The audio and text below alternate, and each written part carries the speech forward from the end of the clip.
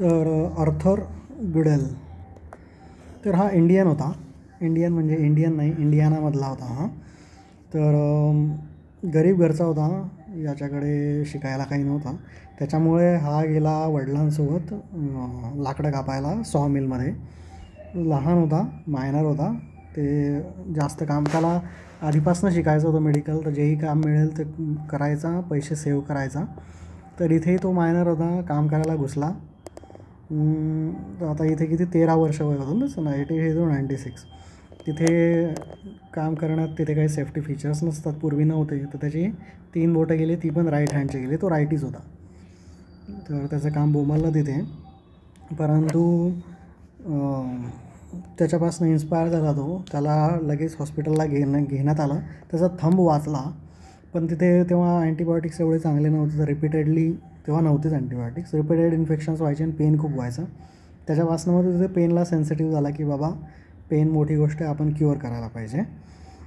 मग नंतर तो पुन्हा तिथे थोडे दिवस, मग जेव्हा तो काम करू शकत नव्हता तेव्हा मग तो पियानो शिकला. लोक त्याला म्हणत होते, रे तू कसा काय पियानो वाजवणार आहे, पण तिथे तो एक्सपर्टली शिकला. तो he was talented guy, already genius होता तो. तिथे सॉ मिलमध्ये पण त्याने काही मॉडिफिकेशन्स केले होते तिथल्या मिलचे. तर त्याच्यानंतर तो पुन्हा काही दिवसांनी सॉ मिलमध्ये गेला आणि मग तिथे मग तो मेडिकलचा त्याचा अभ्यास चालू होता ऑफलाईन. त्याने शिक्षण आधीच सोडलं होतं गरीब असल्यामुळे. पण मग नंतर त्याला तो डायरेक्ट काही लोकांनी अप्रोच केलं मेडिकलच्या डीनला की याची एक्झाम घ्या आणि शिकवू शकता, हा चांगला आहे.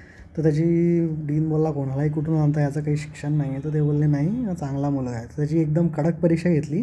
पण हा भाऊ हुशार होता, जिनियस होता तो. तो चांगल्याने पास झाला. मग मेडिकल एज्युकेशन निघाला तो. मेडिकलचे एज्युकेशन करत असताना त्याला फुटबॉल वगैरे खेळायची हौस होती. फुटबॉलमध्ये त्याला खूप इंजुरीज व्हायच्या. तेव्हा एकदा ॲडमिट होता. तर तिथे काहीतरी इन्सिडन्स एक्सप्लेंड आहे की मिसीसोबत काहीतरी झडप नाही, ॲक्सिडेंट झाला होता. तर काहीतरी मग तिथून त्या मिसीशी त्याचं बोलणं झालं आणि मग त्या मिसीसोबत त्याचं लग्न झालं. मिसी पण पासआउट झाली तिथनंच आणि तो पण पासआउट झाला. आणि त्याचं हे हाताचं पेन, फुटबॉलचं पेन, याच्यामुळे त्याला वाटलं की आपण ॲनेस्थेशियात स्पेशलायझेशन करावं. त्याच्यामुळे मग तो स्वतः काय त्याच्या मित्रांना मॉर्फिन द्यायचा आणि मग त्याचे हे करायचा. त्याच्यामुळे तो भरपूर विवादित पण राहिला. परंतु काही ना काही करून हुशार असायचा, तर तो सुटायचा किंवा व्यवस्थित बोलून निघून जायचा. मग नंतर त्याने काड्या चालू केल्या की नायट्रस वापरून आपण लिव्हर ॲनालिसिया करू. एक इन्हेलेशनल त्याने सेटअप बनवला. आणि लोक बोलले मेडिकल फॅकल्टीच्या, बाबा प्रेग्नंटशी तरी नको खेळू. तर तो काय हुशार होता आणि किडेबाज पण होता, त्याने काही सोडलं नाही. नंतर मग त्याने मग ॲफ्लुएंट बायकांना पकडलं की मी तुम्हाला चाइल्ड बर्थमध्ये पेनलेस करून देणार. मग त्या बायकांनी त्याला भरपूर प्रोटेक्ट केलं की नाही, हा बाबा कामाचा माणूस आहे. तर असं करत तो ॲनेस्थेशियाच्या फील्डमध्ये पुढे गेला. नंतर मग अमेरिकन वॉरमध्ये मग तो सामील झाला आणि मग मोटरसायकलवर फिरायचा त्याचं जे काही इक्विपमेंट घेऊन. तर इन्हेलेशन आपण बघितलं, नायट्रसचं तो बघायचा, त्याच्यामुळे त्याला इन्हेलेशन ॲनेस्थेशियाचा एक्सपिरियन्स होता. नंतर त्याला या सर्व गोष्टीमुळे रॉयल सोसायटी ऑफ मेडिसिनने मेडल पण दिले. त्याचं कंट्रीब्युशन त्याने या स्टेजेस, इन्हेलेशनल ॲनेस्थेशियाचं बुकलेट पण लिहिलं, त्याच्या स्टेजेस पब्लिश केल्या GAच्या इथरवर. त्याने गुडेलचा एअरवे बनवला स्वतःच्या नावाने.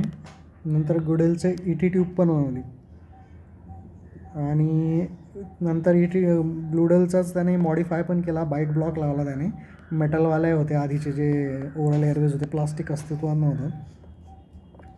तर मेटलचा ब्लॉक, मेटल हार्ड होतं, त्याला त्याने बाईट ब्लॉक पण लावला. आणि एक काय लॅरेंजियल प्लग आहे, याचं काय भेटत नाही आहे कुठे काय आहे. तर हे असे त्याचे कॉन्ट्रीब्युशन आहेत. गुडेल इंडियन होता, प्रॉपर हा ॲनेस्थेटिस्ट आहे. इथरच्या स्टेजेस डेव्हलप केला, बुकलेट डेव्हलप केलं, ओरल एअरवे, ओरलमधनं मग ओरलचं मॉडिफिकेशन आणि ET ट्यूब.